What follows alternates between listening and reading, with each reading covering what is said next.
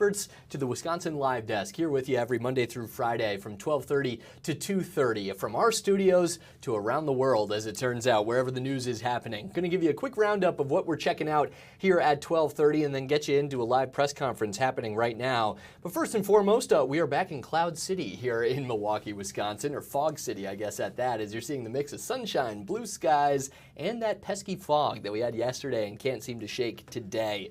That is the story here locally. Across the world, we are getting a tour of the Middle East, courtesy of President Donald Trump's first main foreign visit of this second term.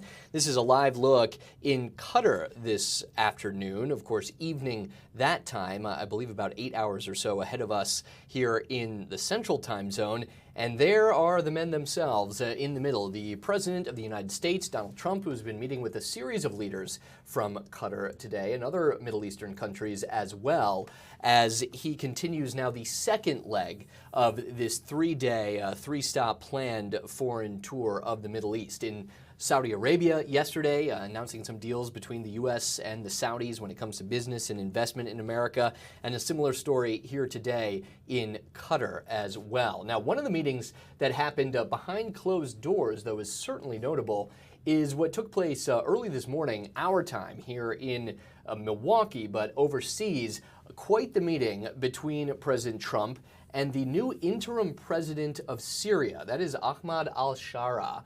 It's the first such encounter between leaders of those two nations, the U.S. and Syria, in 25 years. Quite a meeting, as the U.S. has been weighing how to handle the new leader, the interim president in Syria, since he took power in December. He was an insurgent who helped to overthrow the existing government in Syria, not one viewed promisingly or positively around the world, but an insurgent nonetheless who has now risen to power in Syria. And the U.S. Is saying that they will work with Syria and, in fact, drop sanctions against the country under this new leadership. There's also a question of whether Syria will recognize Israel, the president trying to broker some of those discussions between different leaders in the Middle East as the war in Gaza also continues. And speaking of, we want to get you out live now to a press conference happening right now. I believe this is in Washington, where we're hearing different speakers. It started with some congressmen, including Representative Rashida Tlaib, as well as the co-founder of Ben & Jerry's, Ben Cohen, and now others stepping to the podium, all denouncing the ongoing violence in Gaza. Let's listen in and see what's coming from the speakers there, I believe right outside of the U.S. Capitol building in D.C. That violate human rights.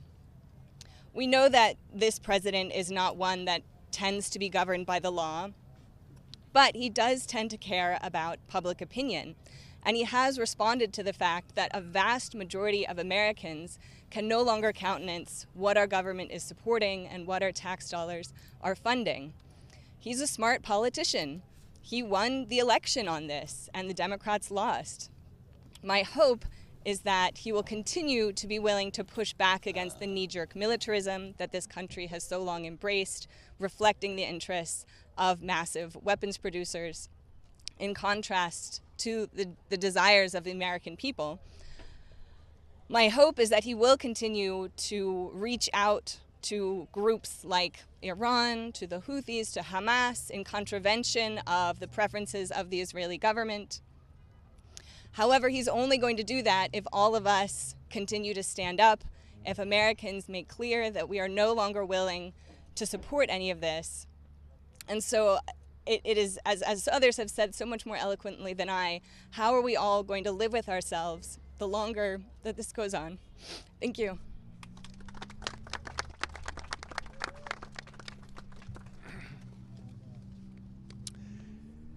Each of us here represents large swaths of sisters and brothers of the human family, yearning for peace in our wounded and war-torn world, especially among the children, women, and men of Gaza. My honor, Francis Gargani, to represent my Roman Catholic community of Redemptorist priests and brothers and the international peace organization Pax Christi.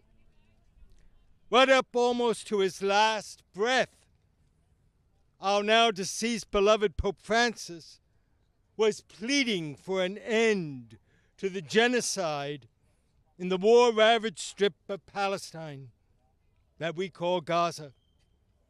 It was just one day before his death, caught on video, Francis grasped, "Yesterday, the children were bombed. This is cruelty. This is not war." In practically every public address, Francis begged for the people of Gaza. And we know personally he called the small Christian community there, struggling to survive along with everyone else, every single night. In his final Orbi et Orbi address, Francis asked the world, "Think of the people of Gaza, where the terrible conflict continues to cause death, destruction, to create a dramatic and deplorable humanitarian situation. I appeal to the warring parties, call a ceasefire, release the hostages, and come to the aid of a starving people that aspires to a future of peace." Over a year ago, the Pope was beyond distraught over the famine facing our sisters and brothers, thanking Jordan and Lebanon, taking in people as refugees. It was even then, Francis said, according to experts, what's happening in Gaza has all the characteristics of genocide. It should be carefully investigated and by jurists determined and by every international body. And the verdict is now in. Genocide is happening before our very eyes, and we cannot remain silent. Veterans for Peace here, along with Pax Christi International, Palestine Justice Network, Friends of Sabeel North America, and others, are entering into a fast next Thursday, as you heard, to witness to this nightmare unfolding before us, calling us, sister and brother Americans, to join them. Today's New York Times front page article attests that even the Israeli military recognizes the people of Gaza are facing total starvation. We're here together representing thousands, raising our voices, pleading with our congressional leaders to refuse any further military aid to Israel as long as it pursues this insane policy of starvation of the war-ravaged citizens, our sisters and brothers of Gaza. The dignity of the human person is the bedrock of all social teaching, especially for us. And fundamentally, every faith and tradition holds to that. All of us made in God's image and likeness. It's intrinsic to us, not something dependent upon our nationality or created standard of worthiness. St. John Paul II, upholding the principle of solidarity, wrote, "Solidarity is a firm and persevering determination to commit oneself to the common good, that is to say, to the good of all and every individual, because really we are all responsible for all and for everyone." Just this past May 9th, Friday, Israel bombed a United Nations Relief and Works Agency for Palestine refugees building in Jabalia refugee camp, severely damaging food distribution center, warehouse, health centers run by the United Nations Refugee Agency. That May 9th attack came as part of Israel's scorched earth bombing campaign that has resumed in full force on March 18th, following the so-called brief ceasefire. Israel has since then targeted charity kitchens, displacement camps, schools, hospitals, as we just heard from an eyewitness, and other so-called humanitarian zones. The Christian Science Monitor, May 7th, reported notes that over the last 2 months, Israel halted all humanitarian aid entering Gaza. 9 out of 10 people then are beyond hungry, famine widespread. Tom Fletcher, United Nations Undersecretary General for Humanitarian Affairs, unequivocally states, blocking aid is killing the people of Gaza. World Food Program mobile. While those speeches continue outside of the U.S. Capitol building, an example even more recently of the struggle in Gaza for Palestinian people, the Gaza Health Ministry said today that over 60 people were killed in the latest Israeli strikes across the Gaza Strip overnight and early on this Wednesday morning in Gaza. There were strikes in northern Gaza that killed more than 50 people, including 22 children, and additional strikes that killed at least 10 people in the southern Gazan city of Han Yunis. That's according to the European hospital. Some of those rescue workers had to smash through concrete slabs using tools lit only by the light of cell phone cameras, trying to get some of the bodies of those children killed out of the rubble. While that continues in Washington, D.C., we will take you back again just for a quick picture of what's happening in the Middle East, and not in the Gaza Strip, but instead what is happening in Qatar, the second leg of President Donald Trump's visit to a few of the different Middle Eastern countries, notably not Israel on this trip. That was something Israeli Prime Minister Benjamin Netanyahu certainly took notice of. The president first in Saudi Arabia, today in Qatar. There are possible plans to go to Turkey if, in fact, peace talks are scheduled between Ukraine and Russia, but Israel not on the president's agenda for this first main trip of his second term, main foreign trip, I should say, of his second term.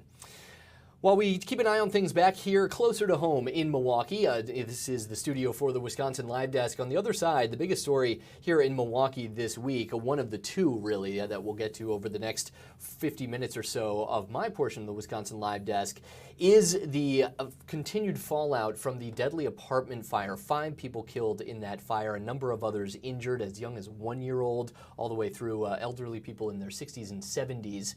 Injured in that fire, in addition to the 5 people killed. We're going to hear from our reporter, Abril Preciado, on some of the fallout to this and some of the questions to come from that fire in terms of what can be done. Sprinklers were not in that building. They were not required because it was an older building, and some of the issues and questions that have been raised after that horrible fire. That's coming on the other side of this break here on the Wisconsin Live Desk.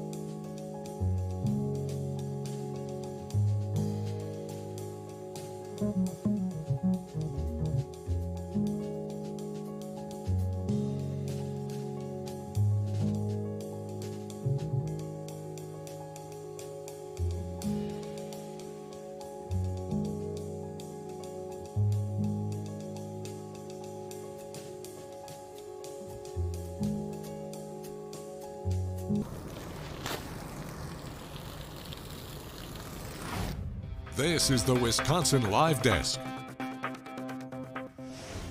Hey, welcome back to the Wisconsin Live Desk. Carl Defma joining you here on this Wednesday afternoon. We're going to get you out to Delafield shortly for our reporter Abril Preciado, who is covering some of the fallout to that deadly apartment fire in Milwaukee and some of the questions about what can be done, not just in Milwaukee, but in other communities around the area as well. As a sign of what can happen here with news, one of the fire trucks that she was in front of actually just got called away to a 911 call. So we're letting her get a moment here to gather herself and get things together with the crews that they have out there. And once that's ready, we will take you out there live to Abril. First and foremost, we'll take you back to D.C. That press conference we were checking in on, addressing some of the violence in Palestine and violence against Palestinians, I should say, in the Gaza Strip has since ended. Some of the leaders there and the doctors that were discussing it, a group called Veterans Against Violence, also taking part in that press conference with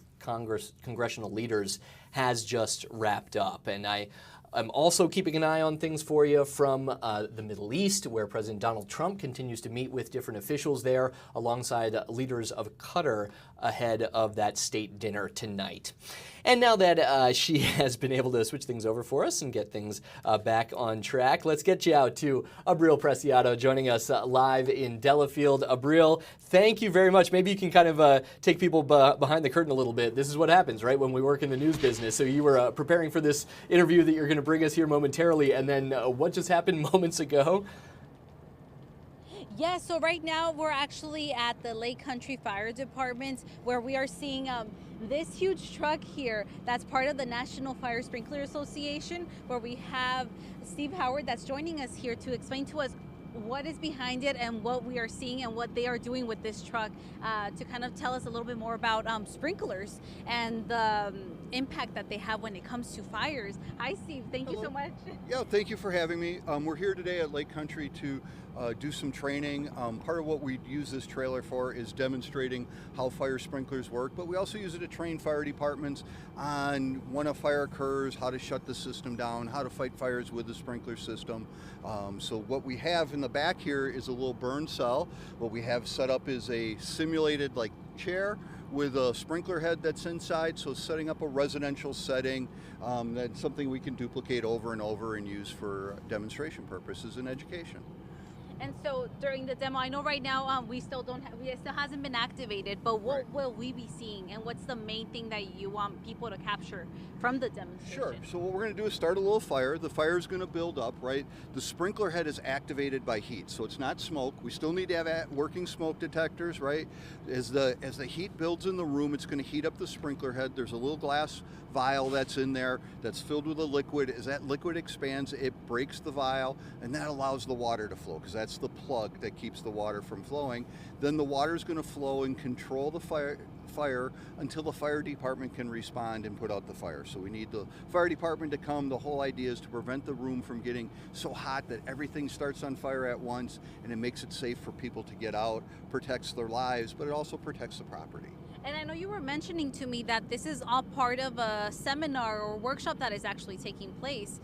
This is taking place tomorrow? Yeah, so we've been here for a couple of days working with the department, and again, we're training, as we talked about, on basics of fire sprinklers, but then also what do we do when they respond and how to put out fires in a building that's controlled with a sprinkler system, especially talking big warehouses, industrial buildings, those types of things. And I mean, during your time working with, because you were also working with the Waukesha Fire Department. Yeah, I retired from the City of Waukesha Fire Department as the fire chief. So I've had a lot of experience with sprinkler systems. I can attest to how well they work and their ability to save lives. Never responded to a fire where we had a fatality in a sprinklered building. Normally the fires are controlled really fast, they're small, they really do a great job. The sprinklers buy time, and time gives people time to get out and save their lives, time for the fire department to respond.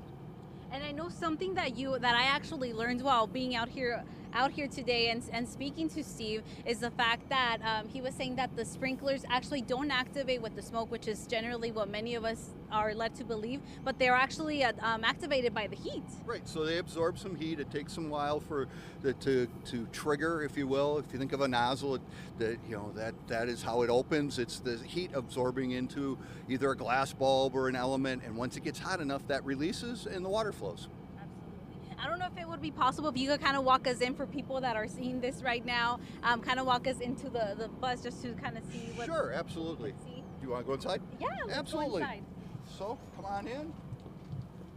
So it's actually really cool. We were just inside a couple minutes ago, and I thought it was really neat just to show you guys this is fascinating, Abril. And honestly, I noticed the same thing that you did about the heat versus smoke. That's interesting. Take it away. So we're right now inside. Yeah, so this is a mobile classroom, if you will. This is where we do a lot of our training, right? We have different types of sprinkler systems, standpipe systems, where the fire department would connect their hoses, so we can do all kinds of different training. And then in the back is what we call the burn cell, or the area that's designed.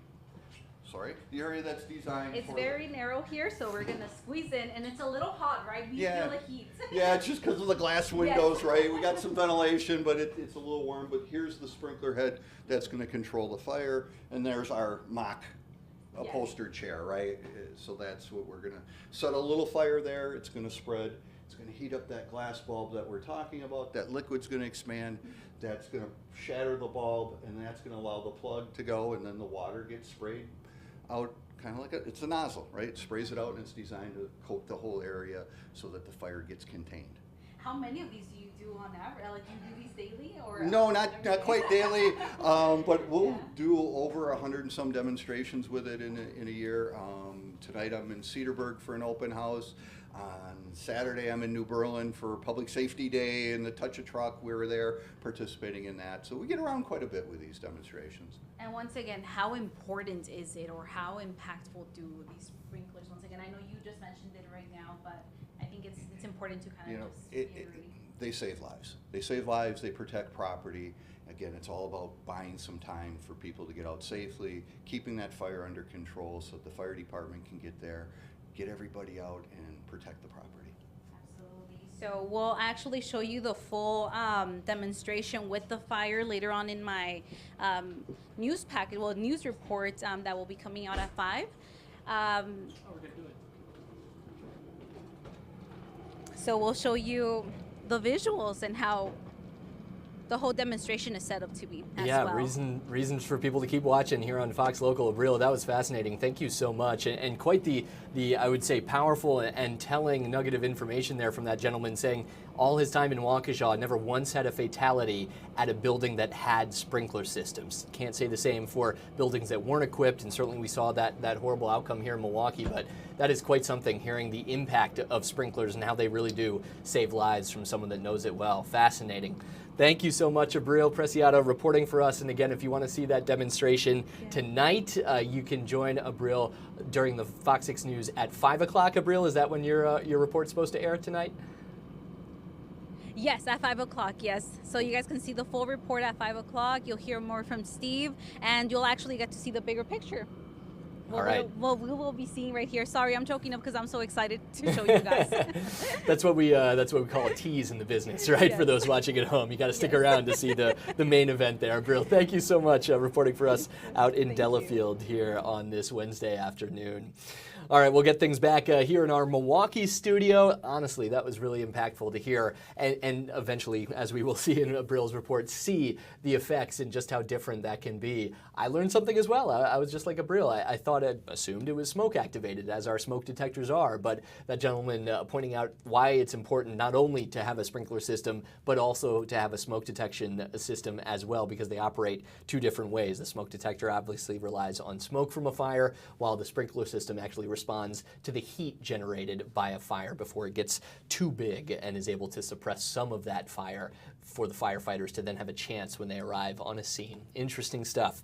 All right, it is 12:53 here in Milwaukee, Wisconsin on this Wednesday afternoon. The fog, not smoke, thankfully, still blowing in off of Lake Michigan there. It's led to some really fascinating photos and images as we're seeing a live look at downtown Milwaukee on this Wednesday afternoon. Hot again, almost 70 degrees here in the biggest city in the state of Wisconsin. We'll see what we find for you on the other side of this commercial break. It's the Wisconsin Live Desk rolling right along here until 2:30.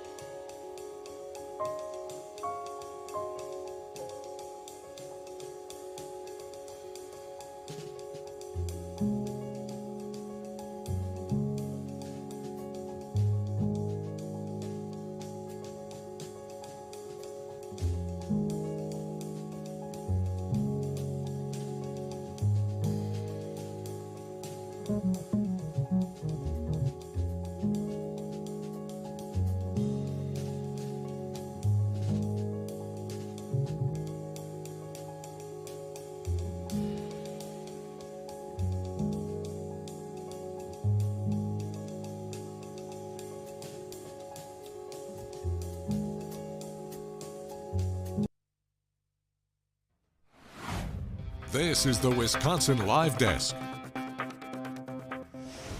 Hey, welcome back to the Wisconsin Live Desk. Carl Deffenbaugh with you as we approach the 1 o'clock hour here in Milwaukee in the state of Wisconsin. We're bringing the news as it happens from around the world, around the country. We can tell you something that just started actually in Washington, D.C. We're going to try to bring you some of this a little bit later on the Wisconsin Live Desk because some local news to bring you first. But that is the Health and Human Services Secretary, Robert F. Kennedy Jr., who is testifying in front of Congress today, his first time testifying since he was named secretary. A number of different things coming out of this, including this testimony now happening in front of, let me check this for you, what I believe is a Senate committee. Yeah, Senate committee hearing right now on the fiscal year 2026 for Secretary Kennedy's department, the Health and Human Services Department budget for the upcoming year. Now, while that continues, the thing that we want to get to first and foremost is happening in Milwaukee. As we bring in Jason Calvi, our reporter on this story for us, there has been national coverage, certainly, Jason, when it comes to the arrest and now, as of today, indictment of a Milwaukee County judge, Hannah Dugan. So take it away. What have you been following today inside of that courthouse and the fallout from this story that has received national attention? Yeah, we'll get to that indictment in just a second, but we have breaking news, and that's the defense attorneys for Judge Dugan, Hannah Dugan, has filed a motion in federal court to dismiss the 2 charges against her and to really stop this whole proceeding. They want the whole case dismissed. And what is their argument for why it should be dismissed? They're bringing up the concept of judicial immunity. Can you explain that for us, for those who are not necessarily law school grads out there, Jason? Right, so what they're saying is that Judge Dugan was acting in her official capacities as a judge and therefore is exempt, immune from any sort of prosecution in her official duties as a judge. So that's something we're going to be looking at as the rest of the day progresses as far as where this concept comes into play. We saw, the question of presidential immunity with President Donald Trump at play at the United States Supreme Court. So this is an issue that has been playing out at all different levels of courts, and now Judge Dugan's team says she is immune from prosecution and these charges against her should be dismissed. Now, those 2 charges, just yesterday, she was indicted. A grand jury met yesterday throughout the day, and at the end of that day, the grand jury said there was probable cause to indict her. So those 2 charges regard what happened inside the county courthouse here, Milwaukee County Courthouse, where on April 18th, federal prosecutors and the grand jury now says there's probable cause that she shielded a defendant from ICE agents that were waiting outside of her courtroom. They said she used a door that's not open to the public normally, the jury door, to help that defendant escape the waiting federal agents that were outside of Judge Dugan's courthouse on April 18th. And some of that is also playing out, too. Let me first, I guess, address just the motion to dismiss, and then we can get into the larger issue, too. Now, it is common for defendants in this case, or the attorneys of defendants, to file something trying to dismiss the case, right? Because we'll see that even in criminal cases and others, right, where they'll take a shot, right? There's not necessarily a guarantee it gets dismissed, but those attorneys kind of have to follow through on that procedure. Although this case, I guess, would be different because of the claim of judicial immunity is a slightly different argument. And we've talked, Carl, about how she really had some heavy hitters on her legal team, on her defense team, representing her. She hired people that have been both in Wisconsin as heavy hitters, but also people at the national level, Paul Clement, namely, who was the former U.S. Solicitor General under George W. Bush. That is a top post in the Justice Department, representing the federal government at the United Supreme Court. He's argued some 1,000 cases at the U.S. Supreme Court. He's part of this legal team. So you got some respected lawyers from people on both sides respecting Paul Clement. I mean, Paul Clement, representing Judge Dugan, he was on President Donald Trump's short list back in 2020 for U.S. Supreme Court. Remember back then when he ended up picking Justice Amy Coney Barrett, he put together a list of people that he might choose from, and on that list was Paul Clement, now representing Judge Dugan, one of those attorneys, a big legal team representing here in Milwaukee. That is certainly fascinating and notable given how partisan this issue has become in different courthouses around the country, and certainly here in Milwaukee as well, to hear that a former Republican who was possibly up for one of the biggest positions you can get in the legal field under President Donald Trump at the time, now representing this judge in Milwaukee. Let me get into some of the backstory too, because there's also some updates, Jason, I understand, when it comes to the man at the center of this, Eduardo Flores Ruiz. Yeah. What do we know about his initial case, why he was in that courthouse to begin with, and where that stands recently?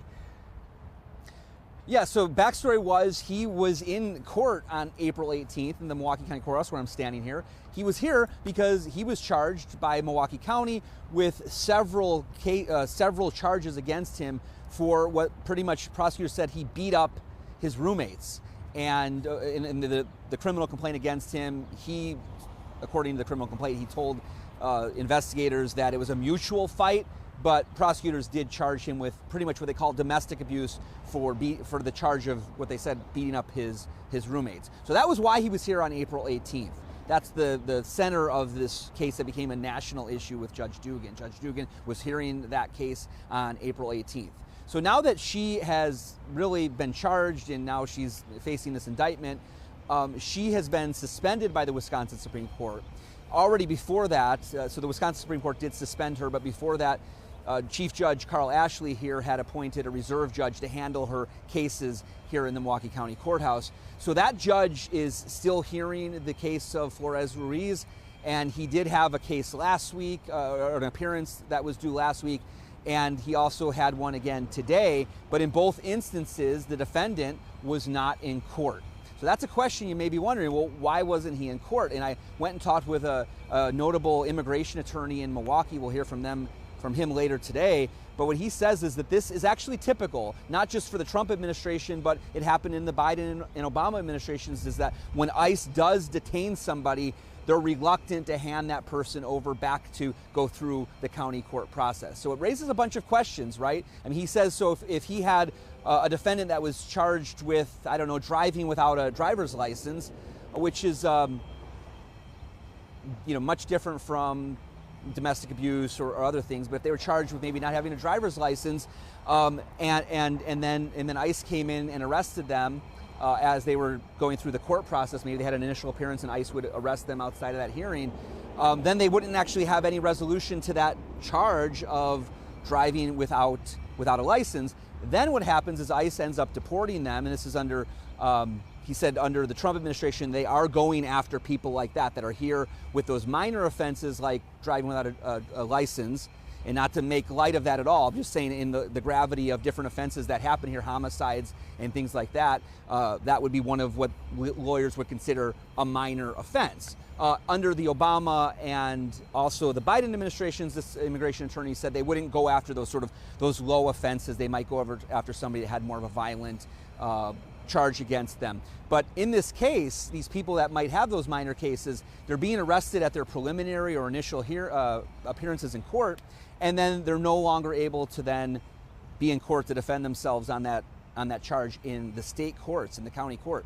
So it raises a whole bunch of questions. If they end up getting deported, well, guess what? Now they're not able to defend themselves, and now there's going to be a warrant out against them at the state level because they didn't go to their criminal defense.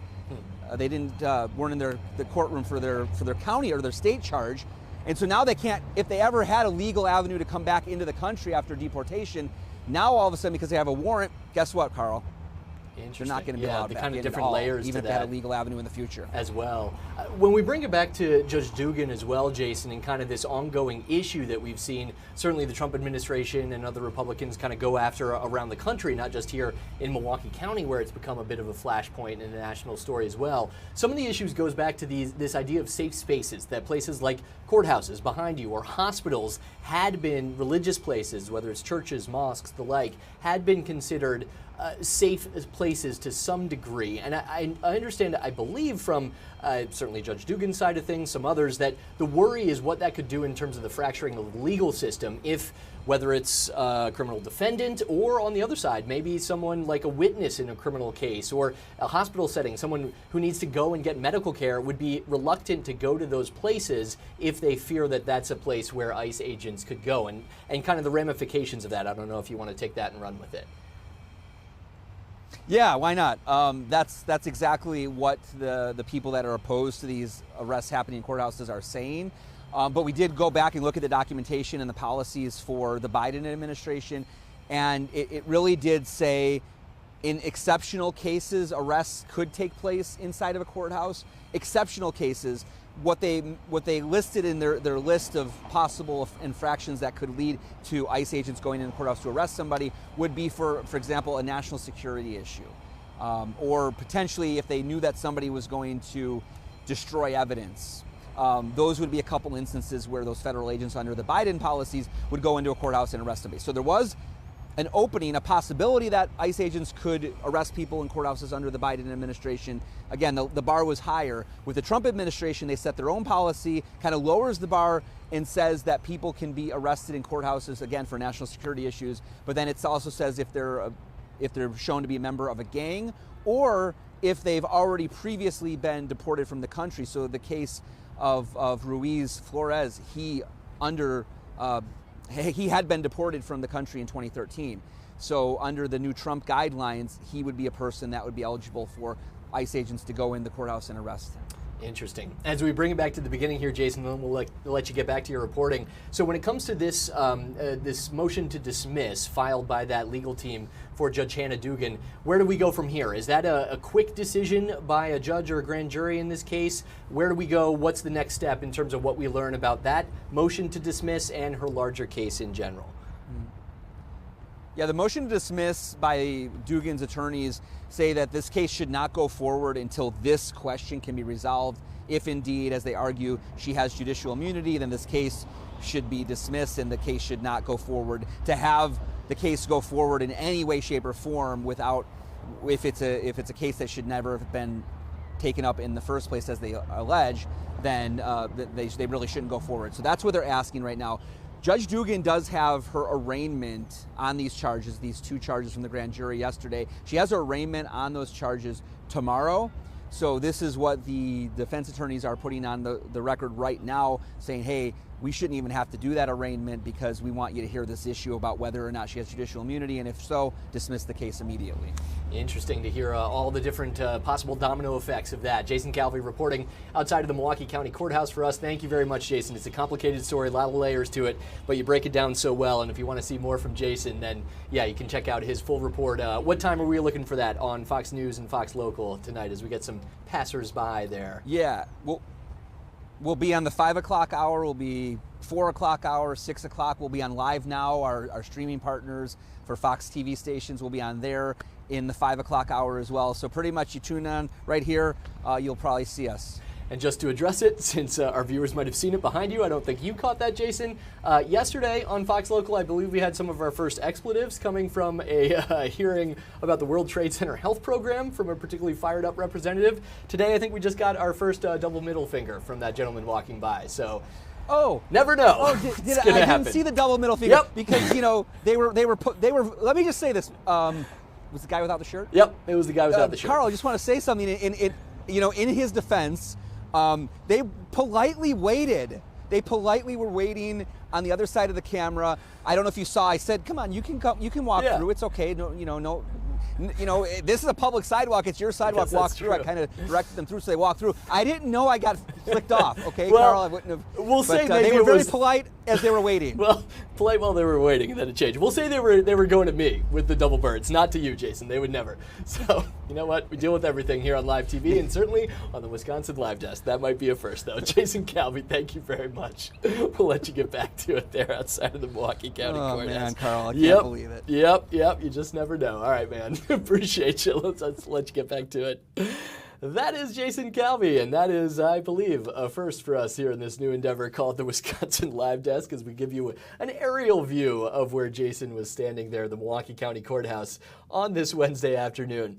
How about this? How about we take a break, we'll regroup, and then on the other side, we'll try to get you some of that Senate committee hearing with Robert F. Kennedy Jr., hopefully with no middle fingers flying here on the Wisconsin Live Desk.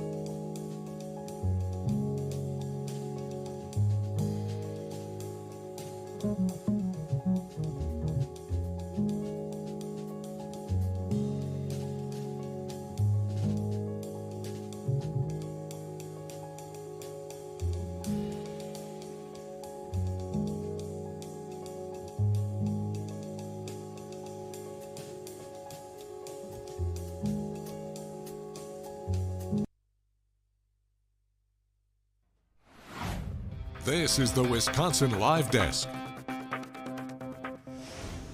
Welcome back, Carl Deffenbaugh here on the Wisconsin Live Desk. We're aiming to be profanity-free for the remaining 18 minutes. I'm with you until Ben Handelman takes over here on the Wisconsin Live Desk at 1:30. Let's get you outside in Milwaukee, Wisconsin, shining bright on this Wednesday. This is an angle looking north towards City Hall there and some of our downtown city center camera. You can't see the fog as much, just those clouds in the background, but other parts of the city covered in some parts of the fog coming off of Lake Michigan right now. We go from Milwaukee out to Washington, D.C., a live look at the White House on what appears to be a breezy day in our nation's capital. Of course, the main person that lives there is not there right now. President Donald Trump on the other side of the globe, as we give you a live look at the Trump administration and the president himself continuing the first main foreign trip of his second term in office there, meeting with a series of leaders, standing next to the leaders of Qatar. This is the second leg of his foreign tour through the Middle East here, shaking hands, greeting some of the guests ahead of a planned state dinner in Qatar this evening there in the Middle East. Now, meantime, one member of his administration is continuing work on Capitol Hill as we get a live look at some of the questioning from Senator Susan Collins there of Robert F. Kennedy Jr. He is the Health and Human Services Secretary.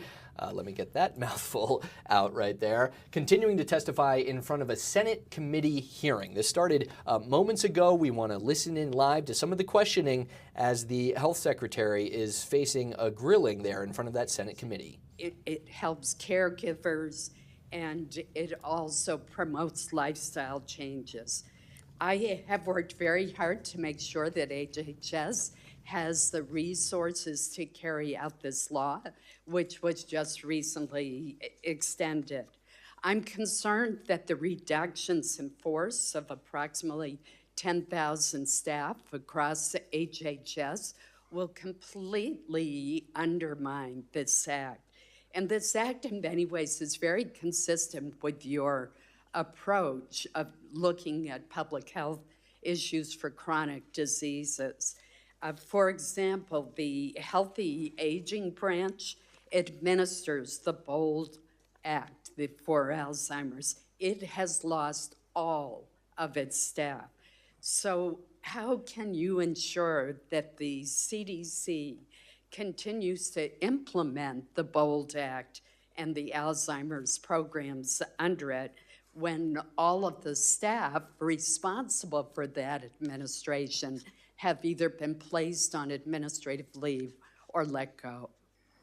I don't know enough about that program, but I know that under that division has been folded into the Agency for Healthy America. And a lot of the reports that whole divisions have been liquidated were just wrong. They were divisions that were being reassigned under the reorg. Now, I'm under a constraint here because at 4 o'clock yesterday afternoon, we were told that a federal judge granted a TRO in our case on the reorg. And my attorneys have asked me not to talk about any details of the reorg today. But on that budget line, I will work with you. I'm committed. Alzheimer's is run in my family. As you know my cousin Maria Shriver, who's deeply involved in it. The NIH had a very, very checkered history on studying Alzheimer's because of the amyloid plaque scandal. And we have an opportunity now to do really good science and find a cure very quickly, and also find out, equally importantly, why so many people are getting Alzheimer's in this generation. I want to make that happen. I want to work with you, Senator, to make sure that that happens and that those programs continue. Thank you. I chaired recently the first Appropriations Committee hearing of the year, and we focused on biomedical research and how important it is that America not lose its global edge in innovation that's producing life-saving and life-enhancing discoveries. As among the many issues that we covered, as you might expect, the hearing explored the 15% arbitrary one-size-fits-all percent cap that NIH has imposed on indirect but still research-related costs for its grants. What we heard is that this cap will mean less basic research, fewer clinical trials, and that it will also cause our scientists and researchers to leave the United States and go to other countries. I believe strongly that this proposed cap is poorly thought out, that it's harmful, and I know that it violates current law because since 2018, we've included in the appropriations bill specific language that prevents NIH from imposing such a cap.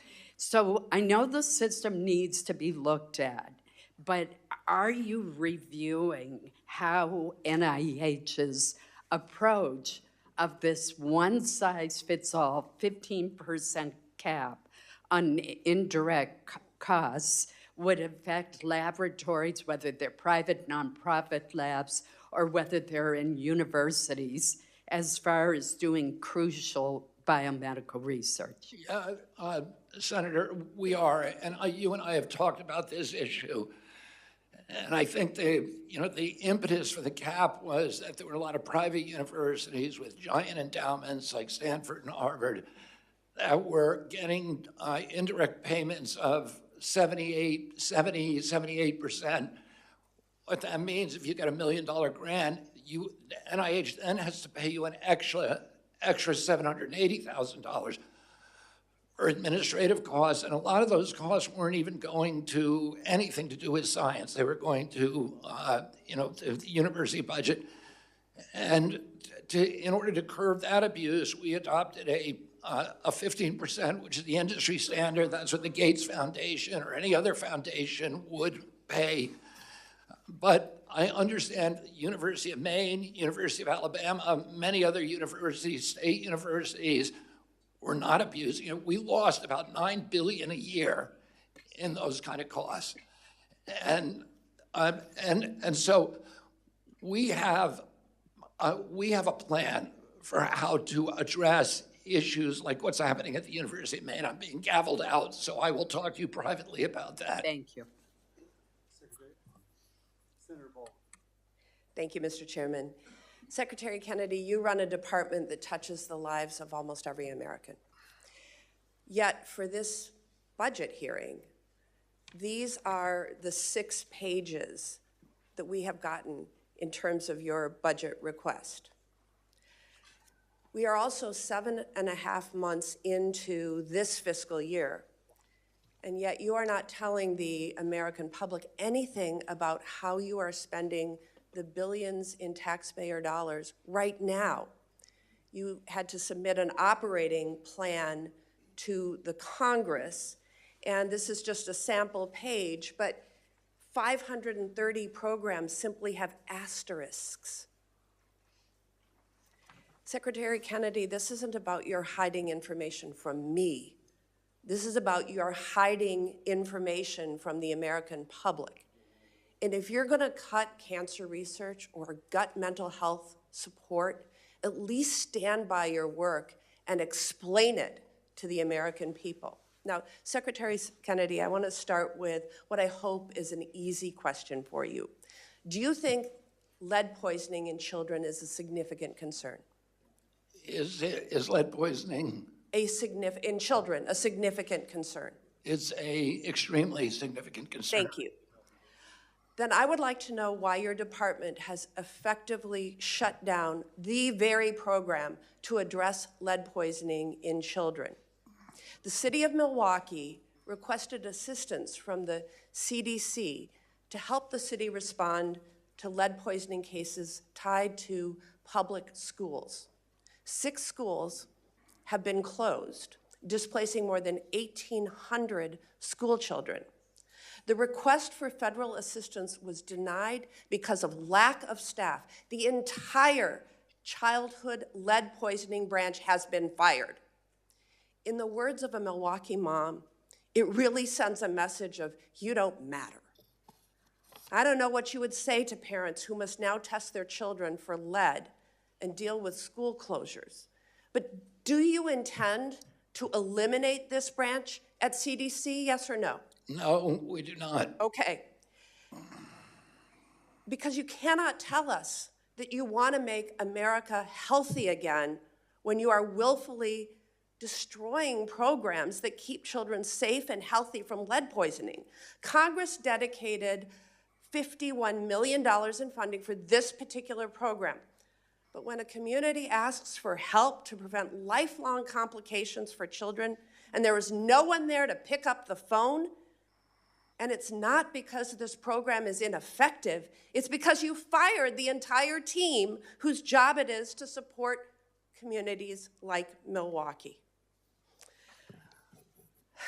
If that money has been appropriated, we will spend that money. If it's been appropriated to Milwaukee, we will spend it in Milwaukee. I've spent a lot of time in Milwaukee it's to working on provide that expert, and the entire staff has been fired. Secretary Kennedy, I did note in your opening testimony, although we wouldn't know it from the skinny budget that we have, that you plan on funding the Head Start program. But I want to tell you about the ramifications of what has happened to date with regard to Head Start.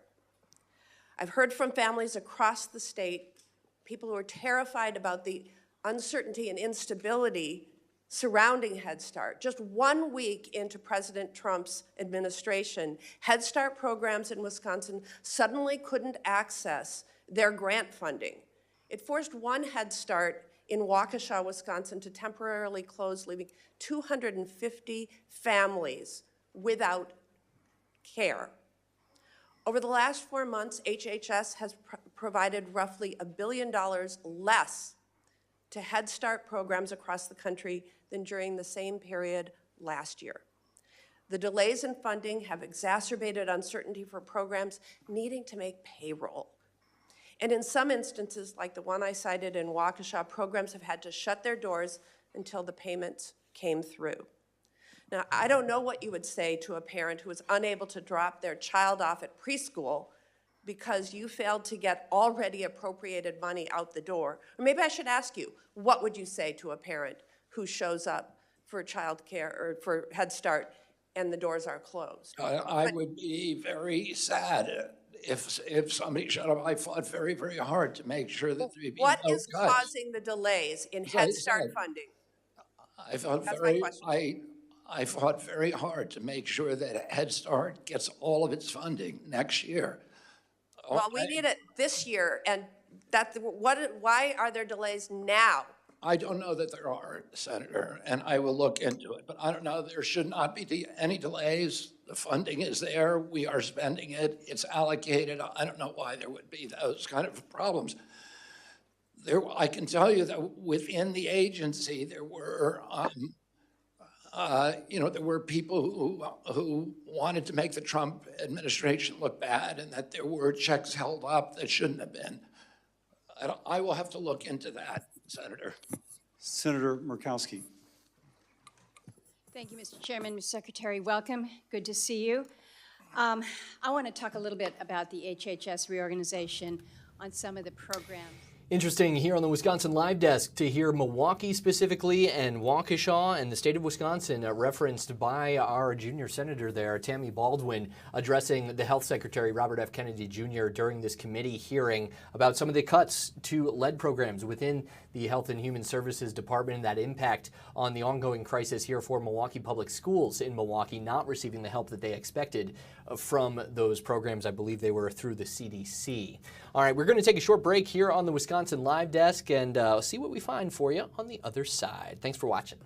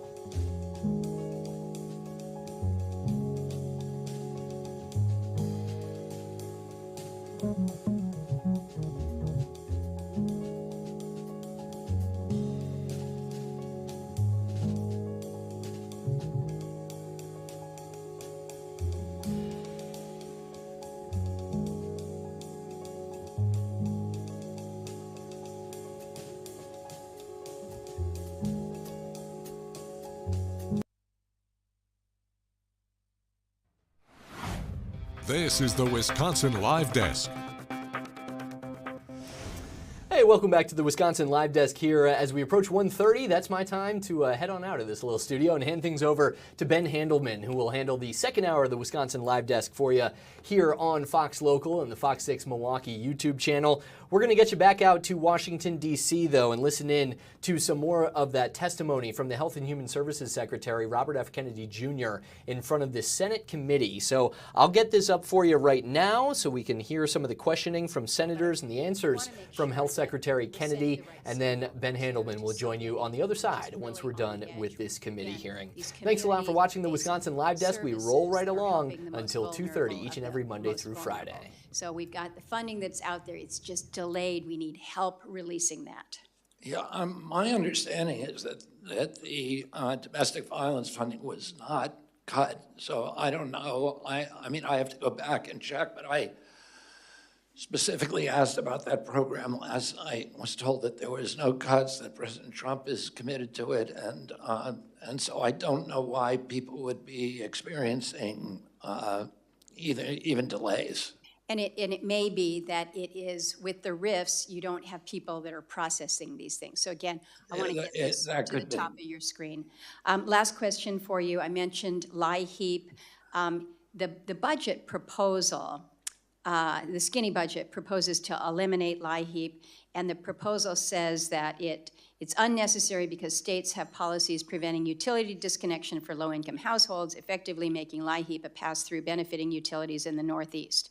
Further, LIHEAP rewards states like New York and California, two of the top recipients for LIHEAP funding, which have implemented anti-consumer policies. I'm just telling you, we're not in the Northeast, we're not in that bucket, we're cold. There are other places that are hot. LIHEAP is a lifesaver. I did see your statement from yesterday saying that OMB was thinking that President Trump's energy policy is going to reduce costs dramatically. It may be a while. Right now, folks in Alaska still need those ugly diesel generators to keep warm. So I know. I was on the Navajo. First of all, I've heard that my whole life because my family was involved in providing low-cost energy to poor New England, and there are people in New England who suffer from if energy prices are high and you have a cold winter. I was on the Navajo reservation a couple of weeks ago, and Navajo President Boone Nygren said to me, if we cut LIHEAP, people will die on this reservation. I know the same is true in Alaska.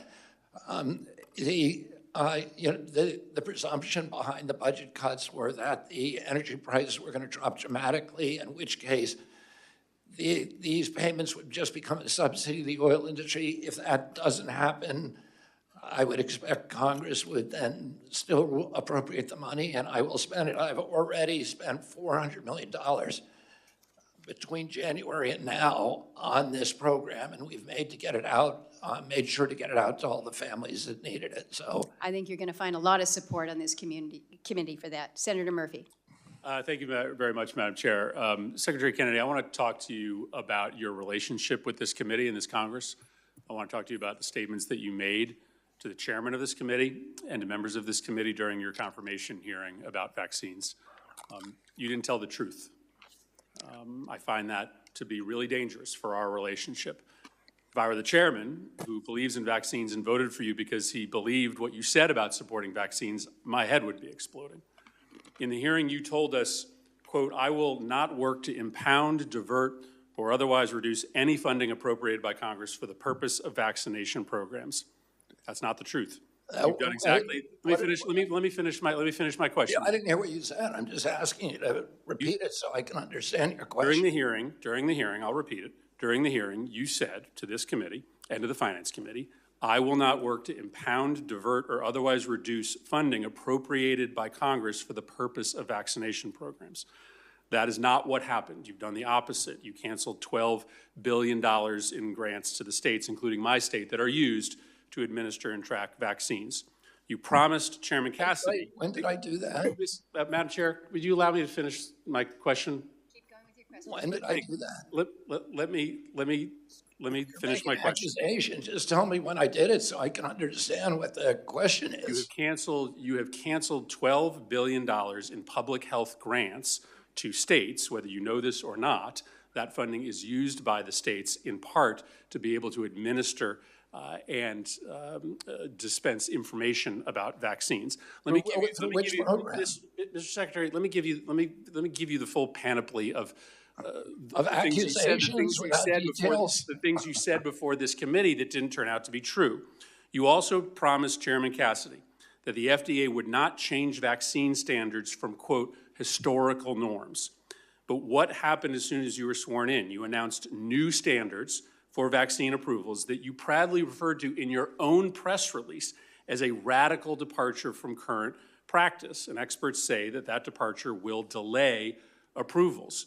You also said, specific to the measles vaccine, that you support the measles vaccine, but you have consistently been undermining the measles vaccine. You told the public that the vaccine wanes very quickly. You went on the Dr. Phil show and said that the measles vaccine was never fully tested for safety. You said there's fetal debris in the measles vaccine, and this morning— All true. This morning in Do front of— you want me to lie to the public? That's not, none of that is, none of that. Of course it's true. Of course it's true, Senator. You're Senator begging your progress. You do not know what you're talking about. For the record. Let's have a little bit of order so that you can get Madam your Chair, question I'm and we can get I didn't this ask. statement. I didn't ask for a response yet. I I'd understand like that. to lay out the predicate of my question before I'm interrupted by the witness. He should Go have some ahead. respect for this committee. Go ahead. Just this morning in front of the House of Representatives, you also said that you, in fact, would not recommend that kids get vaccinated for measles. You said you would just lay out the pros and cons.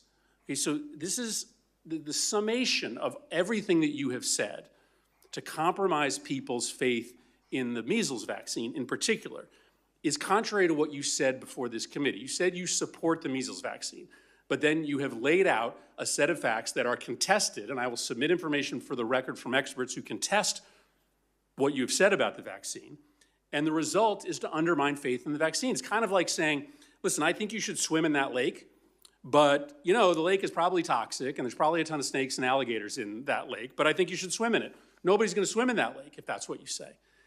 And so I want you to acknowledge that when you say you support the measles vaccine and then go out and repeatedly undermine the vaccine with information that is contested by public health experts, that is not supporting the vaccine. And so I guess I have two simple questions for you. One is, can you clarify what you said in the House this morning? Are you or are you not recommending that families get their children vaccinated, or are you just giving people the pros and cons? And do you understand that when you say these things about the measles vaccine, what ends up happening is less people get the vaccine? That may be what you want, but do you understand that the result of constantly questioning the efficacy or safety of the vaccine results in less people getting the vaccine? So I don't necessarily want to spend the remaining 20 seconds in an argument over the science, but do you at least understand that that's the consequence of what you're saying? And are you actually still recommending people get the vaccine, or are you not?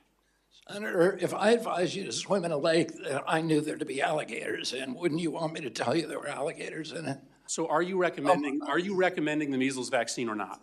What I've said and what I said— It doesn't sound like you are, if that's— Are you gonna let me answer? Or are you gonna keep interrupting? Are you or are you not? Are you gonna let me answer? What I pledged before this committee during my confirmation is that I would tell the truth, that I would have radical transparency. I'm going to tell the truth about everything we know and we don't know about vaccines. Are you recommending the measles vaccine or not? I am not going to just tell people everything is safe and effective if I know that there's issues. I need to respect people's intelligence. I think you're answering the question. I think you're And answering the reason the question. That's that people— really dangerous for the American public and for families. The reason people have lost faith in this program is because they've been lied to by public officials for year after year after year. No longer recommending the measles vaccine. Senator Marshall. All right. And by the way, I said at the hearing this morning that I was recommending the measles vaccine. Go look at the transcript. Senator Marshall. Madam Chairman, thank you so much for being here, Mr. Secretary. We're glad you're here. Let's stay on the measles vaccine just for a second. Let me catch my breath after that, all that. I'm an obstetrician. If a 25-year-old pregnant woman asked me if she should take the measles vaccine, the MMR, I would give her the answer, no, you shouldn't. But if she was 25 and trying to get pregnant, I would give her different advice. I've always valued the sanctity of the physician-patient relationship. I went to medical school for 4 years. I did 4 years of residency. I delivered thousands of babies. It's my job to give that recommendation. What's the role of the Secretary of HHS as far as recommendations of vaccine, and just discuss it a little bit further? Well, the vaccine recommendations, Senator, are normally made through ACIP, which is the Advisory Committee of Immunization Practices, which is an outside consulting committee at CDC. There's another committee called VRBPAC, which is within FDA, that actually recommends whether the vaccines get licensed or not. And so that's where the recommendations come from. And you know what? Traditionally, they have not done evidence-based medicine. They only adopted evidence-based medicine about 12 years ago. And what we've said during our administration is we want to have safety studies prior to the licensure and recommendation of vaccines. Vaccines are the only medical product that is exempt from pre-licensing safety testing. So the only vaccine that has been tested in a full-blown placebo trial against an inert placebo was the COVID vaccine. The other 76 shots that children in this country receive between birth and 18 years old, none of them have been safety tested in pre-licensing studies against a placebo, which means we don't understand the risk profile for those products, and that's something that I intend to remedy. Okay. You said earlier you couldn't talk about the reorganization, and maybe you cannot answer this question, but maybe Ben Handelman here from the Wisconsin Live Desk. Hope you're enjoying your Wednesday here. Carl Deffenbaugh took us through the first hour, and we've been listening to this fiery Senate hearing in Washington, D.C., as the Health and Human Services Secretary, RFK Jr., is talking before senators about what's at hand here is the budget for 2026. And this sounds a lot like his confirmation hearing just a short time ago, where RFK was really under all sorts of scrutiny for some of his positions. You're hearing some of those brought up again today as he's unveiling the budget for 2026 for HHS, and this has been really interesting. We heard from Tammy Baldwin from Wisconsin a short time ago. Hey, it's been busy here. I just want to show you a new live shot in here on the Wisconsin Live Desk. That is a live picture right now, downtown Milwaukee, as they have been dealing with the fog right along the lake. Like at my house, I did not see the sun until, I don't know, maybe like an hour ago, because that fog has just been hanging out. Very cool picture, unless you live right along the lake and you're not enjoying what is a spectacular day for the rest of us. Stephanie Barrichello is going to join us here in a couple of minutes. We've got some severe weather we're tracking. That's a big concern for tomorrow. So stay with us here on the Live Desk, because I've got multiple feeds coming in. Also, the president's in Qatar, and his motorcade's expected to leave in a few minutes. We're going to try and bring that to you live. So stay with us here on the Wisconsin Live Desk. What is another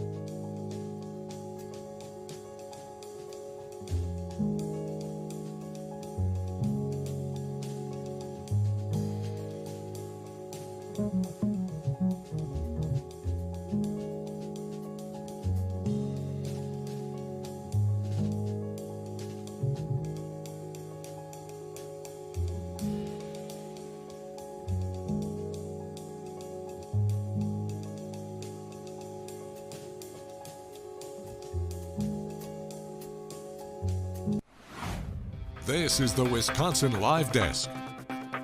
Oh, what up, news nerds? Ben Handelman from the Wisconsin Live Desk. Welcome to the most unpredictable hour of television, although it's not really TV anymore, because you're probably watching this on a phone or maybe like an iPad or something.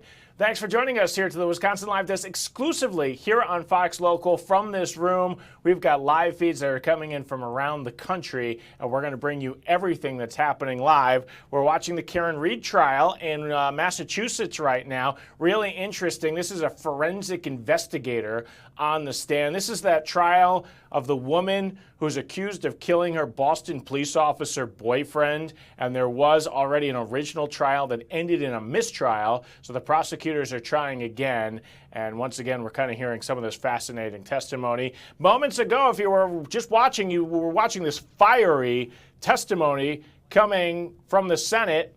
Robert F. Kennedy Jr., the HHS Secretary, Human Health and Services, is going before senators, and this has been really contentious and fiery. They're talking about his budget, but they've been talking about many of the things that happen when he goes before senators, like vaccines. It's been really lately some of the issues that they are grilling him on. And what we're going to talk about right now, the weather. It has been another wild weather day here in Wisconsin, especially if you live near Lake Michigan. So to talk about this, I wanted to bring in my friend Stephanie Barrichello, joining us here on the Wisconsin Live Desk. Steph, I didn't see the sun at my house until just a short time ago because we've got this pesky fog right along the lake. What's going on? It's the same thing as yesterday, Ben. It's kind of been in, it goes back out, it comes back in. You'll appreciate this, Ben. Yesterday, my daughter had soccer practice at Clody, right on the lake, right as the fog was rolling in. How they did it, I don't know. Oh, that's the joy. You kick it, who knows where it goes because it's so foggy out there. So there's the shot. I mean, it's really kind of been moving in and out, but really it is right along the lake that this fog is impacting us. Yeah, so this is fog that is, mainly over the lake. Think of how warm our temperatures are, how cool our water temperatures are still at this point. A good contrast to create some of the cloud cover or the fog that we see. And all we need is that light breeze off of the lake, Ben, to just push it in. And that's why it's more so concentrated right along Lake Michigan. It's not a strong enough breeze to push it farther towards inland areas. So it will, like we mentioned, kind of be on and off here for the rest of the day today. Thankfully not causing many issues, but it's muggy out there. You certainly can feel it. Yeah. Is this the same thing that happens in like San Francisco when they've got that sea fog? Yeah, absolutely. Yep. When they get that right breeze, it just pushes it right to inland areas, and then it just kind of sits there. Yeah, you get that cold ocean off of San Francisco and the warmer temperatures around the San Francisco Bay. So same kind of concept here today. Hey, I know I know your concern is really what's happening tomorrow, because we got the possibility of some severe weather. This is a live picture at the radar, but this will be a lot different tomorrow possibly. Yeah, absolutely. Today it's just some, unsettled pop-up thunderstorms out west. Here locally in southeast Wisconsin, we're still looking dry for today, but the main system, the main frontal boundary we're watching for tomorrow is still well off towards the west, but as it moves in, just like today, we're going to have pretty high dew points, in fact, higher dew points in the mid-60s. We're going to have temperatures in the 80s. High energy levels, CAPE is what we call them, over 2,000, which is high enough to see thunderstorms in general, and certainly some stronger storms. So as far as ingredients go for strong thunderstorms, they're going to be in place tomorrow. So we'll be watching that as they get a little closer to us. It's just kind of a waiting game for now. You were talking about the dew points. These are the current dew points. You say, you can feel it out there. Yes. It is just maybe one of the few days so far this year that we can feel the stickiness out there. Yeah, and we felt dew points like this yesterday. So just think tomorrow, as dew points will be in the middle, maybe even upper 60s, it's going to be even more humid. Feels a little early to be talking about, dew points in the 60s, but we know once they cross that 60-degree mark, that's when we feel the humidity. And even looking at more of a statewide view, most of the state is in that upper 50s, 60-degree range right now. So everybody across the upper plains going to see dew points rising in the coming days. But here's that radar image once again. So quiet for today in southeast Wisconsin. There's some unsettled weather up towards the north and west, but that other system we're watching is even farther towards the west of us. So we're going to see that moving in our direction for Thursday. It is going to bring in along the cold front, likely see a line of thunderstorms, might be more isolated thunderstorms. So kind of the southernmost part of this line may end up being more isolated in southern Wisconsin. And I'll explain why that could be an issue here in a second. But even today, severe weather is possible as that system impacts the upper plains, more so later on this evening. So you can already see that parts of the Dakotas, Nebraska, under a slight risk, but heading into Thursday, you can see that Milwaukee and Wisconsin, Ben, kind of in the bullseye there under that level 3, which is an enhanced risk as I zoom in a little bit. And I actually want to show you one other component. So this is a severe thunderstorm outlook or a convective outlook from the Storm Prediction Center. We've mentioned before, these really guide us in our forecasting, gives us a much better idea of who could see severe weather. It's basically level 1 to 5, and you get it. Level 1, not great threat. Level 5, great threat. Level 3, we're in the middle here. But they also break it down for us with hail, tornado, as well as wind threats. And you know, the last time we had a severe threat, I'm sure you all remember because it didn't actually materialize in our area, we had something called these hatch marks. And so this is our tornado outlook, and it was just updated a short time ago, about an hour or so ago. And you can see those black little lines. Those are hatch marks, and that just kind of adds to the potential here, gives us, you know, just kind of that heads up that yes, we have a chance for tornadoes. Some of them could actually be on the stronger side, and you'll notice that it does highlight the Milwaukee area all the way up into northwestern Wisconsin. So I do think we need to watch for some large hail potential as well as tornadoes, even, you know, in southern Wisconsin. And while I have you, let's just, you know, take a look. This is one of our high resolution models showing, starting Thursday morning, some activity near the low pressure itself in Minneapolis, or Minnesota, I should say, Thursday morning. Now that will continue to move northwest. So I don't think we'll really see anything here locally in the morning, but notice how those storms continue to fire along the frontal boundary throughout Thursday afternoon, up to maybe the Madison area. We're gonna watch how that progresses northward. And I know it looks like the bulk of it's gonna stay north of us, but what we're watching here, being on the southernmost end of this line, we could have just a little bit of a cap and a little bit of dry in the upper levels, dry air in the upper levels. Yeah, when you say cap, what do you mean by that? Sure, it's basically just some drier air and it at the upper levels, and it prevents storms from forming. That's exactly what we saw with that last storm severe threat. When was that? April, I believe. Right. And all the severe weather stayed up north. It's actually really interesting. If you look at the clouds on a stormy day, or even on any type of day, if you notice that they're starting to climb or tower a little bit, but then they flatten out, that means we've got a cap. There's stability up at those higher levels rather than at the surface. So just something to look out for. But because we may have some of that drier air, it may cause the line to break up a little bit, meaning you can see that little cell just west of Milwaukee, closer to about 6 o'clock. That means we could have some discrete isolated cells. And within those, we usually have a greater tornado threat. With the line, it's a lot of straight line wind damage, still the tornado threat. But just to kind of get you thinking as to what we are looking at, you know, not only could we see this line move through, we could see some isolated, really strong storms, maybe even some supercells. So, you know, it's just a situation that we do need to watch very closely and really monitor. I think 4 to 8 p.m. is going to be our time frame here in southeast Wisconsin. So still a lot of uncertainty, to say the very least. There always is when these storms make their way on through. But for now, we are definitely looking at a possibility for some severe weather. Yeah, all the possibilities are there. I've had fun watching this camera here. Steph, I want to show you this. This is our, this is the road camera. That's at Car Ferry 794, so by the Home Bridge. Goodness. And then look when it switches to Hawley, which is not that far away. The fog just has a mind of its own. Man, the fog out there, yeah. And I mean, that's a great shot of it. And then you were talking about the clouds. I think we had some pretty good shots of the clouds out west on some of our other cameras here. That's looking north. Let's see here if I can capture. Oh, that's our fog camera. Here's our downtown. Okay, there we go. There you go. You can see them out towards the west, those little towers. So I would say no cap today, right? Because those things are climbing up there? Yeah, out west, definitely. Yep. Here we're just fine, but out west, yeah, those storms are popping in western Wisconsin. I can't wait to explain to my daughter that like clouds can have caps. They can wear little hats. It's amazing. That's what we're going to talk about. I love clouds. This is totally unrelated, but Delaney, our producer, said that if I hit this button, there's a poll that we're running right now, and I just want to pull it up and get your answer on it, okay? What movie from this list makes you cry the most? We'll be talking about this at Fox 6 News at 4. Oh. So let's see. Marley and Me, that's a good one. Rudy.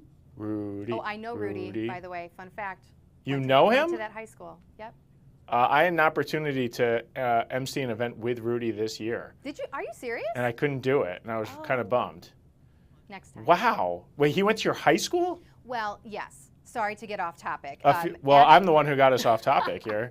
So now it's two separate schools, or now it's one combined school, excuse me. He went to Joliet Catholic, that was the boys. St. Francis was the girls, then they combined it to Joliet Catholic Academy. So I went to the academy, but I did, he came often to speak. He's a great guy. Have you seen Toy Story 3? Did that make you cry? I don't remember it. Honestly, yeah, I think Coco is going to be #1 for me. Yeah, Coco. That is such a Life is Beautiful. Movie. That one's good too. I think I watched American Sniper and I remember crying during that movie. So anyway. I'm sure I cried during all of these. Hey, if you're watching right now, QR code upper right, fox6now.com/poll is another way to get there. Vote in the poll, and you have to choose one. Even if they didn't make you cry that much, but if you even had a slight tear in your eye, vote for one of these movies. Stephanie Barrichello, everybody. We'll be watching you over the next few days. Appreciate you spending some time here on the Wisconsin Live Desk. Thanks for having me, Ben. All right, stay with us because we're still watching a lot of live pictures going on right now. I hit the wrong button here. Now I can't get back. Okay. There we go. Karen Reed trial's going on in Massachusetts, and we've got this fiery hearing going on in Washington, D.C. We'll check in. Whichever one's more interesting.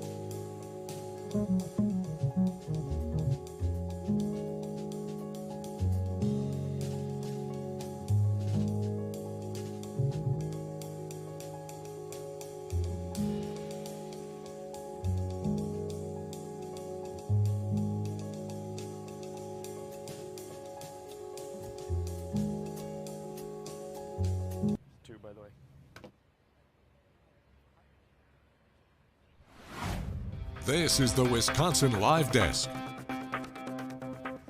Ben Handelman from the Wisconsin Live Desk. Hey, we're going to...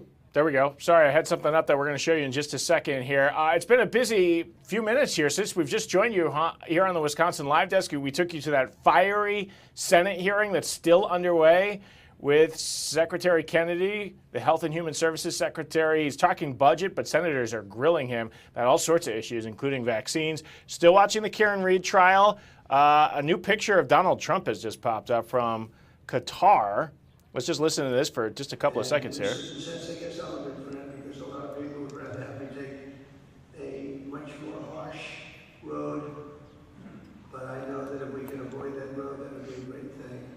I'd like to do that. This is an exciting time in America, as you know. It's really exciting. I know that if we can avoid that, as you're hearing and seeing after years of recruiting shortfalls, into the military enlistment, has now reached the highest point here. Probably a few years, but definitely 30 years into the military.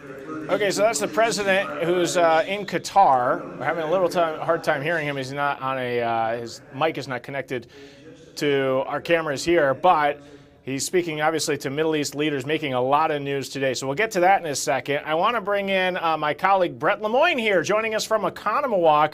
Really interesting story out in Oconomowoc. Brett, we have a bird controversy, and it ended up being a police, I wouldn't call it a police shooting, but the police killed a bird in Oconomowoc. It made all sorts of headlines, and now we've got some new video. What's going on out there?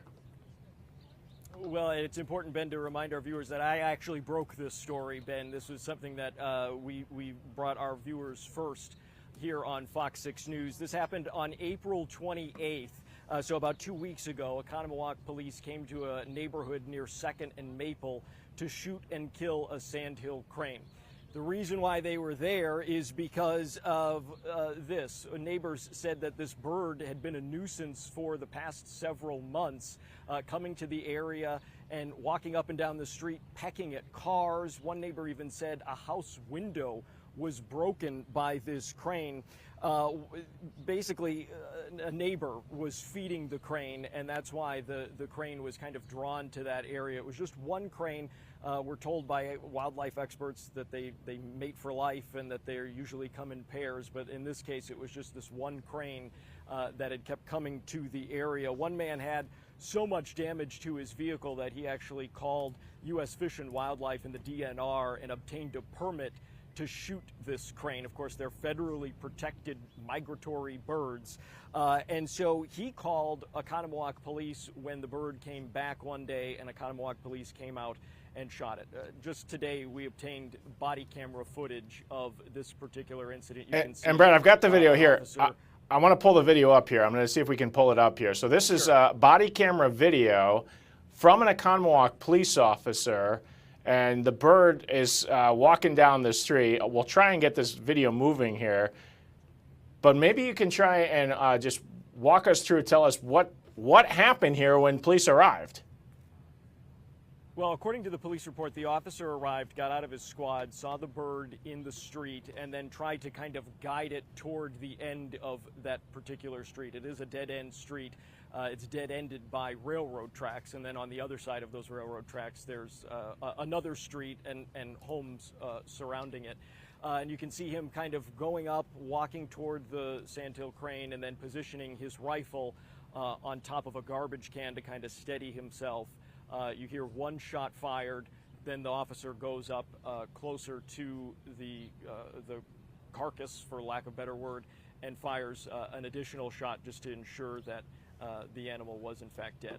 Okay, so sandhill cranes are very interesting right now in Wisconsin because they are protected species, but there's been a lot of people, Brett, who want there to be a sandhill crane hunting season because these birds do create problems in other parts of the state.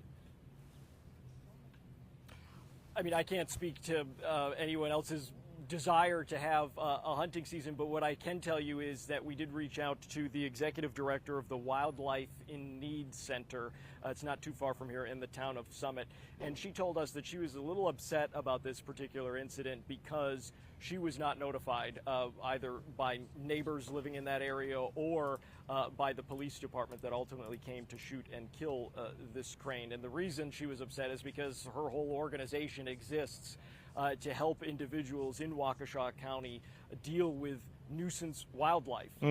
She says there was a lot of other non-lethal options that people could have tried to utilize in that area. She could not say one way or another if these methods were put into practice prior to police coming, but she said something as simple as putting mirrors up far away from your vehicles, that for whatever reason, I guess sandhill cranes are attracted to themselves. They go up to the mirrors and they peck those instead of cars, perhaps thinking they're mates or something. I don't know. I don't know the psychology of the reason behind that. They sound like TV news anchors a little bit.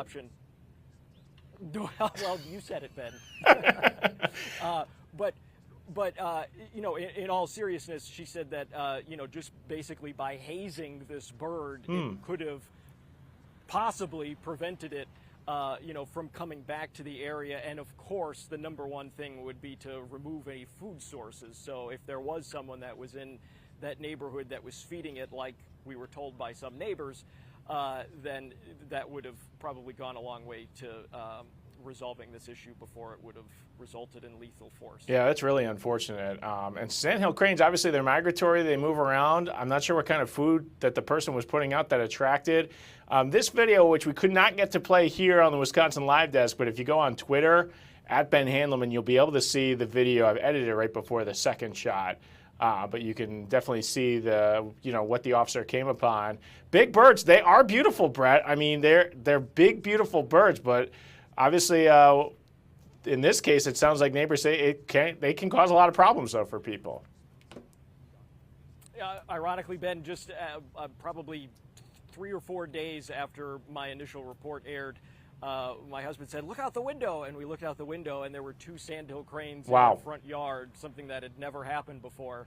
And they just kind of wandered through our lawn and through a neighbor's lawn, and then we lost sight of them. But they didn't do any damage to our property, but you can understand why this would be of issue, especially if they're pecking at a vehicle. What I think is really interesting here, Ben, is that when we did these interviews almost 2 weeks ago, I interviewed one woman who said, yeah, my son's car was also damaged by this, but even she said that she did not want to see this crane die. And that was almost kind of a universal message that we got from people, that all of them kind of agreed, yeah, it was kind of a nuisance, but none of the people, and we spoke with 3 people on camera and 2 people off camera, if I'm not mistaken, and all of them were steadfast in their rationale here, saying that they did not want to see this crane die. Very similar to a story we covered up in Door County, where there's a wayward pig that law enforcement said was creating all sorts of issues, especially because how much it weighed,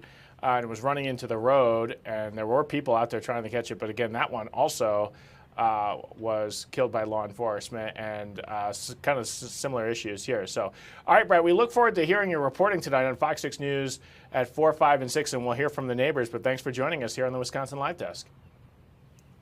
Thanks for having me, Ben. Appreciate it. I want to get everyone out to Qatar, where the president just spoke, and we're on the move. Sometimes this can be fun to hang out with the press as they're moving around palaces that we don't usually get to see the inside of. So let's listen in on the culinary and cultural experience. As the press is moving with President Trump is in Qatar, the second largest city, Lusail, in Qatar, and the president's been making all sorts of news as he goes from different, from one country to the other. He started the day in Saudi Arabia. And so we're going to get a tour of this palace in Lusail. This is a rare opportunity here, right here on the Wisconsin Live Desk. So we'll just kind of listen in here for a second.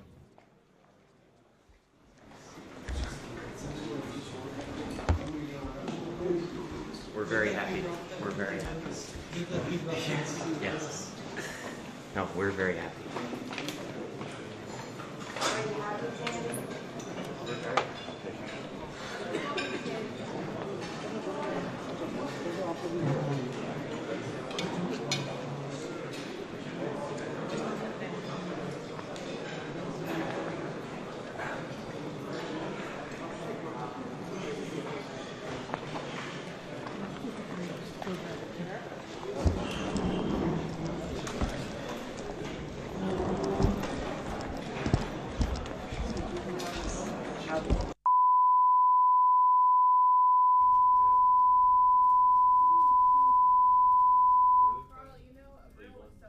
Apologies there. We lost that picture there as the press is moving.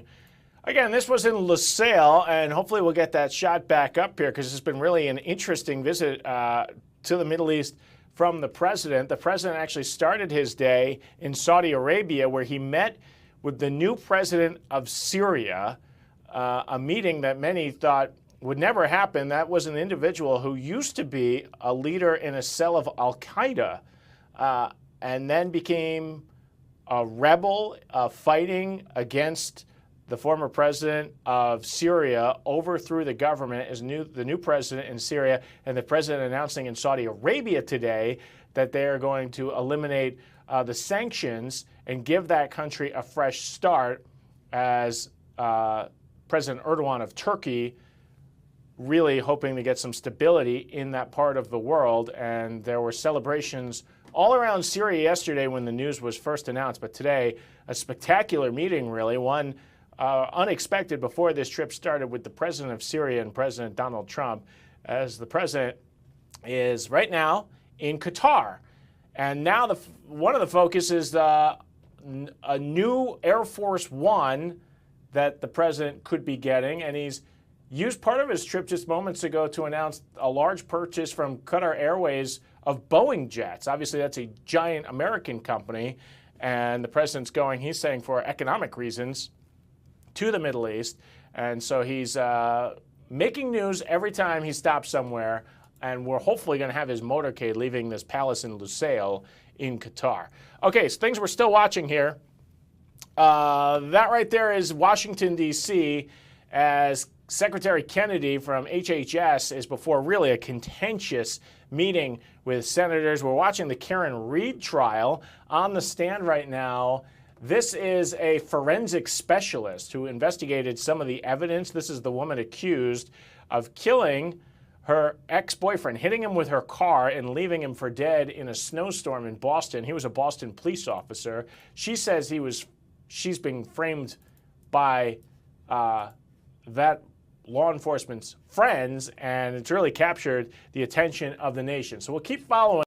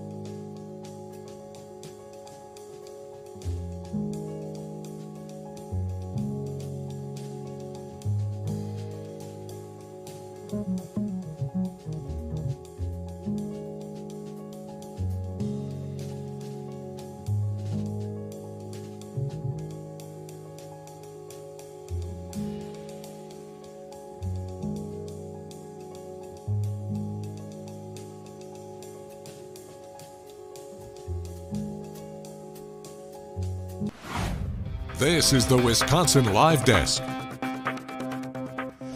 Ben Handelman here from the Wisconsin Live Desk. If this is your first rodeo with us, here's the rules on the Wisconsin Live Desk. It's got to be live. Everything you're about to see is happening right now, including some of the cool live shots that we can bring you, like from downtown Milwaukee. Imagine being in the U.S. Bank building today, where the fog has been very cool, unless you're in it, like my house was for most of the morning.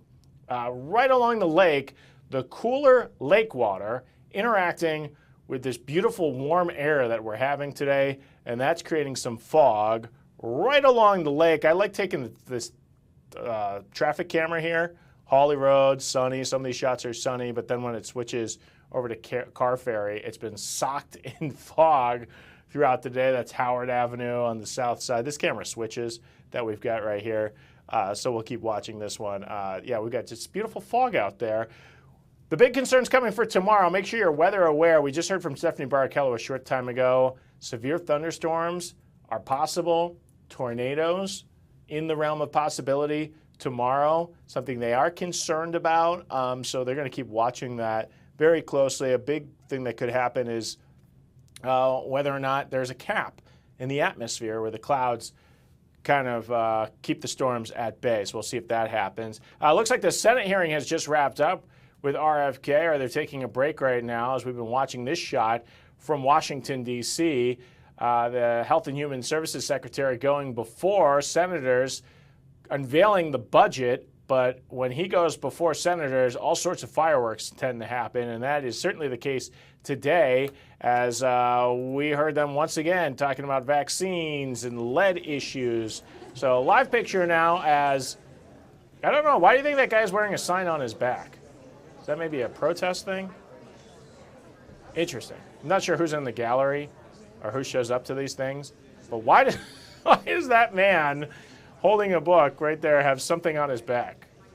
Could be, sometimes, you know, these people show up, it's public, anyone can go to these, will show up, put something on their back knowing that the cameras are in the back and that they've got a message they want to share with the world. They do it through what's happening right there on their back. Let's get to the Karen Read trial. Boston, Massachusetts, been really interesting as they're going through some of the evidence in this case where a woman is accused of killing her ex-boyfriend, hitting him in a drunken rage with her Lexus, leaving him for dead in a snowstorm. She says she was framed. She did not know that she hit him, didn't mean to do it. Let's hear what's happening in Massachusetts today. Karen Read trial, live on the Wisconsin Live Desk. In fact, there's only one sticker, and the second sticker is merely a reflection of the first sticker, and therefore you have doubled the stickers and you've doubled the amount of glass on the bumper. Can you see that? Can you determine that from the photo? No. Can I see the other photo, please? Yes. Okay. So if we could, Your Honor, with your permission, go to Exhibit 133. Okay.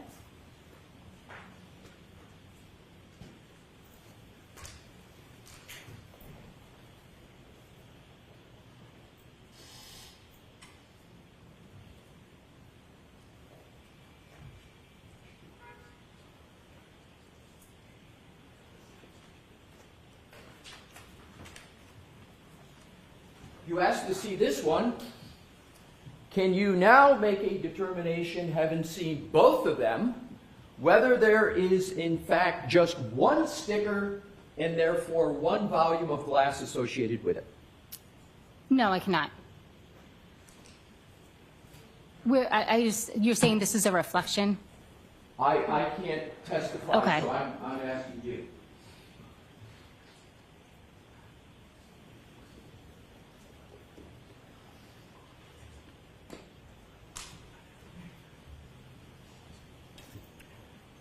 With Your Honor's permission, if we could go back to the other picture. Okay. And if you could zoom in. Do you see a reverse B in that picture? I'm sorry, I didn't get that. I'm sorry, a reverse B as in Bob?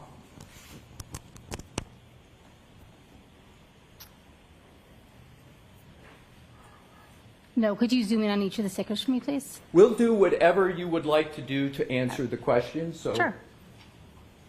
Okay. And then if I could just see the other sticker, please. Absolutely.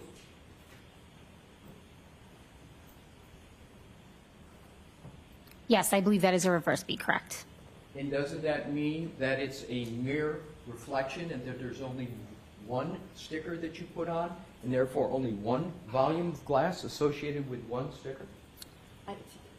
Can you say that question again? I can't hear you too well. I'm sorry, I will stay by the microphone. Is this microphone picking up?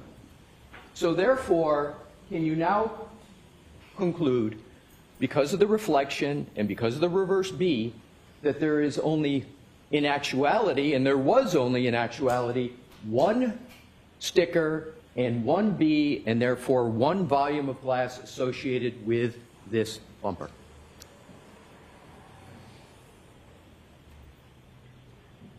I don't know specifically that it's a reflection. It's not unusual for me to use the same letter on a sticker if I'm going to collect the items of evidence together. So if I had written it, on top or on the bottom of the scale on one of them and on the top of the scale on the other one, that is a possibility. It's difficult for me to tell by this picture. What I can tell you is that all the items of glass or apparent glass that were present on the bumper were collected together. So I can't say specifically by looking at this photo whether I just label two separate areas to make the photo show the pieces better or if it is a reflection. I can't say. So from what we just went through, you're not able to tell that that is a reflection and therefore equivocation. Is that correct? I'm Do you have any doubt whether there is a reflection on the photo that is on the screen at this moment? Do you have any doubt? Oh, I would say it could be a possibility, yes. Right. So you have doubt. So you believe it's a possibility? Yes, correct. Is it more than a possibility? Ben Handelman from the Wisconsin Live Desk. Okay, this is the Karen Reed trial, where they are grilling this forensic investigator over a sticker. This happens in court. The defense is going to try and poke holes in each piece of evidence, and that's what they appear to be doing there. Take you to Washington, D.C. This testimony has begun again. RFK back in the room getting grilled by senators. So, hey, when we come back here on the Wisconsin Live Desk, we'll continue to follow these scenes as well as our weather. Here, I'll just quickly show you that before we leave. We still got fog moving in, wrapping around the U.S. Bank building right along the lakeshore. We are on severe weather watch for tomorrow. Stay with us just a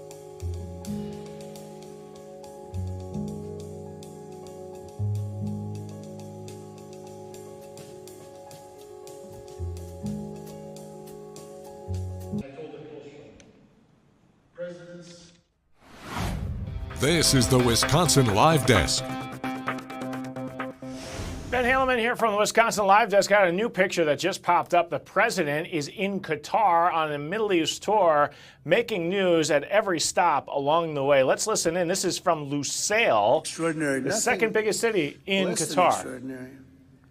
As Qatar's development has been among the greatest of them all. Nobody's seen anything like it. Your country now stands as a hub of global commerce, acts as a key diplomatic force on the world stage, and has even hosted the World Cup. People said, oh, the World Cup is going, and by the way, Johnny's here someplace. Where's Johnny? congratulations, Johnny, because you're going to be with us next. He's coming to the United States, actually.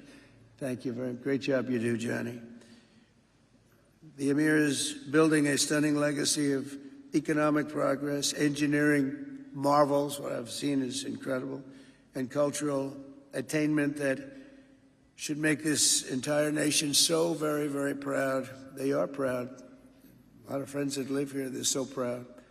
You only have to look at the shimmering skyline of Doha or the beautiful waterfront promenade, which I just looked at a little while ago. There wasn't a tree out of place. Everything's perfect. To understand Qatar's amazing path to modernization and prosperity. And you've done it all while honoring your heritage. You've always stayed with your heritage. You haven't given it up, maintaining your culture and embracing your national traditions. To the Emir, to the royal family, and to this entire nation, congratulations on a spectacular job. Well done. Congratulations, really something.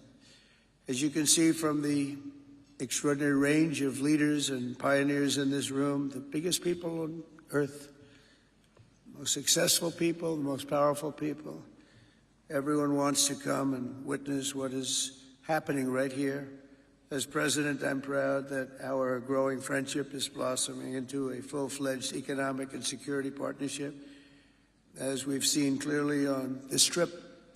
Because we're setting records on this trip, we're bringing a lot of investment back into the United States of America. It's coming back at levels never seen before. We've never seen anything like it.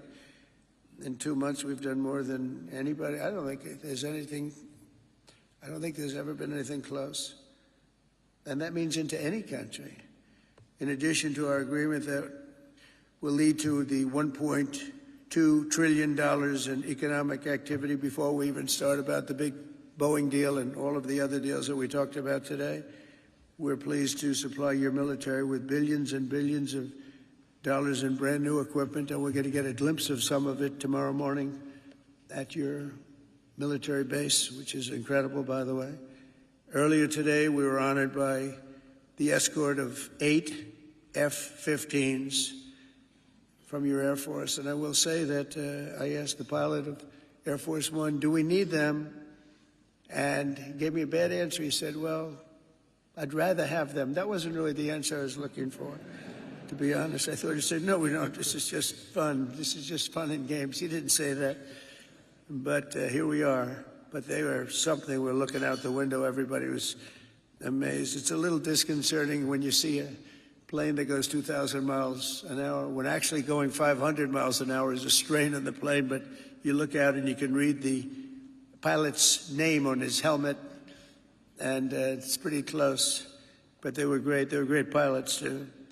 And it's fitting that you have chosen the mighty Falcon as a symbol of your nation, representing dignity and strength. That's what the Falcon represents.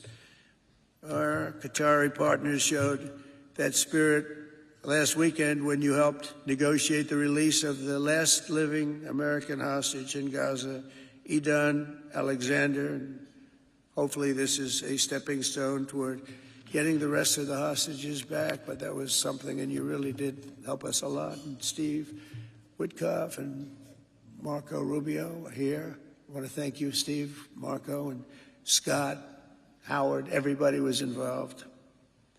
Put a lot of hostages back. They've all been involved. You're also working with us very closely with respect to negotiating a deal with Iran, which is the far friendlier course that you would see. I mean, we have 2 courses. There's only 2 courses. There aren't 3 or 4 or 5. There's 2. There's a friendly and a non-friendly, and the non-friendly is a violent course. And Edelman from the Wisconsin Live Desk. This is the president and his very important Middle East trip in Qatar right now. He started the day in Saudi Arabia, but now he's in Qatar. You heard him a moment ago say Johnny's in the room. That's Giovanni Infantino. That is the FIFA head. Of course, Qatar hosted the World Cup, and the U.S. will host it in the coming years here. And so a shout out there as the FIFA president is in the room here. He's in a presidential palace getting the presidential treatment in Qatar.